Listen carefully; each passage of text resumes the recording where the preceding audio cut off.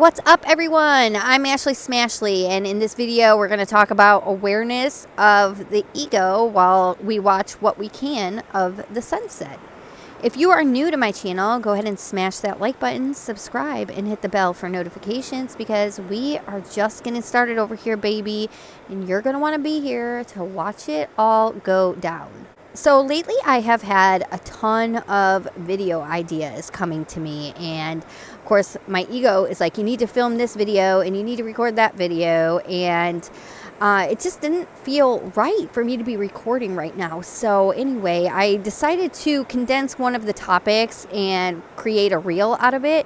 And in that video, I was communicating aggressively, and I triggered myself. I was communicating from a triggered space, and then I was also projecting shame. And I was like, I'm not going to use this video because this is not how I want to be communicating, and there's going to be a day when I can communicate these ideas effectively without projecting all my unprocessed emotions in the video, right? So anyway, the ego was like, well, if you don't record videos, then your YouTube channel is never going to get monetized, right? And then I just had this rush of peace, and my higher self was like, you already know that you're going to be sharing your ideas in front of millions and millions of people. So what is the rush? And that's what we need to learn. We need to learn how to decipher when our ego is giving us commands or when we're actually taking aligned action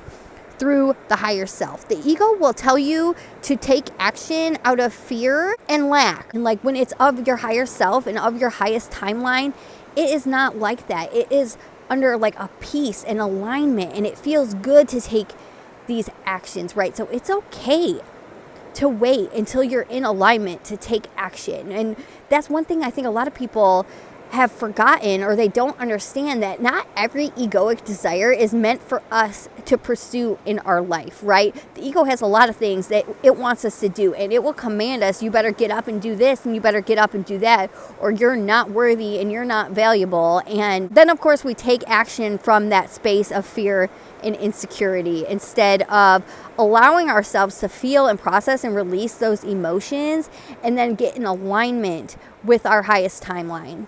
And you'll see this running rampant in the spiritual community right now. There are so many people that awaken and then they have some egoic desire to become a Reiki master, some sort of energy healer, and breath work facilitator, spiritual YouTuber, life coach, whatever it is. They jump and then they take egoic action to force that into reality instead of waiting and doing their own energetic work, right? You got to release your own emotions and your own energy and go into your shadow and dig these things out, right? And most people are not doing that. They just go from A to Z. They force something into reality. And I was wondering this the other day. I was looking at some of these spiritual YouTubers that I've been watching since I awakened, and I was wondering, why have they not evolved at all, right? And it's because they awaken and then they force their egoic desire into reality to become spiritual teacher, right? And then they attached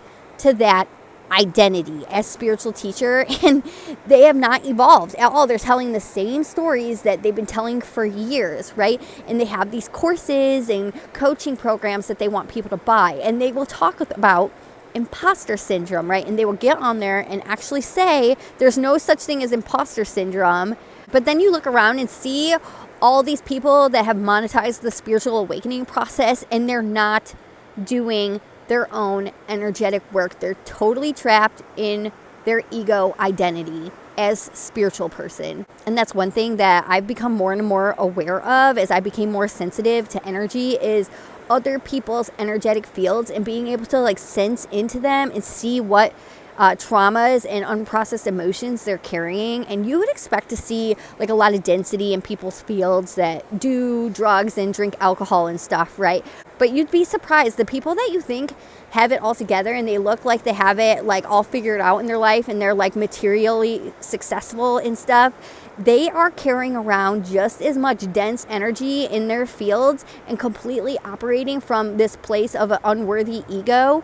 And it's because instead of doing negative behaviors like drugs or alcohol or destructive things to avoid processing and feeling their emotions, there's a certain group of people that they use goal setting and hyperproductivity to avoid feeling their emotions and to leave all these unprocessed emotions in their fields.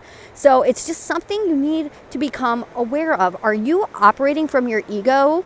You will not unlock your infinite potential if you are taking action through the efforts of the ego. The ego must be fully integrated, and you cannot integrate the ego if you are feeding the ego, right? Some ways to tell if we're feeding the ego is if you do something and then you like mentally increase your value. There's like this external validation, external seeking of self-worth. Like, I get up early regularly, so that makes me more valuable. I go to the gym consistently, so that makes me more valuable. I'm consistent with my morning routine. That makes me more valuable. Once you become aware of your patterns, you'll start seeing the patterns in everyone else as well. And it's so sad. Like, everyone in this world is just running around operating from this false character and not investing the time and energy into their own evolution. But that's definitely going to change, right? The ego always needs these like external things to validate its worth, and not only to itself validate its worth, but it has to have these tangible proof of, look how valuable I am, to show everyone else, right? And part of the process of integrating the ego and stepping onto your divine path to unlock your infinite potential, you have to get over that, right? You have to be okay with life as it is, right? And doing the inner work. And once you clear the energy out of your field that's lowering your vibrational frequency, you will then effortlessly attract the things that are meant for you on your highest divine timeline. If you're working really hard for something, it's not of your highest timeline. It is definitely of the ego, right? And I'll create more videos on that, on like the different ways you can tell if you are on your highest timeline and effortlessly attracting your dream reality, or if you're efforting everything into existence. There are different ways to create your reality through the actions and the efforts of the ego, or to get in alignment and effortlessly attract what is actually meant for you. But I'm not in any rush to start creating a bunch of content and get this channel monetized, all right? I've been doing my own process, and that's more important to me than having some sort of material success to show the world. I want to get in alignment with the truth of who I really am, and that doesn't